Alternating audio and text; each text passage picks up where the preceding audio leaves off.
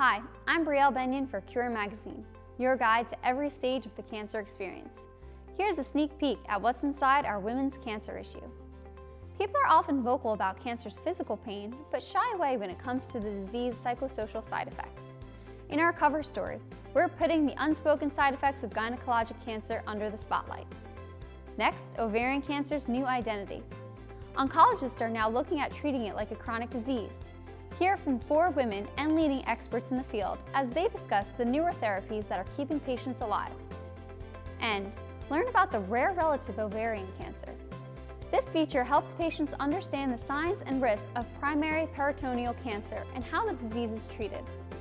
Also, the BRCA gene and hereditary cancers go hand in hand. But how did researchers connect the two? Meet 3 sisters who run the first BRCA family study.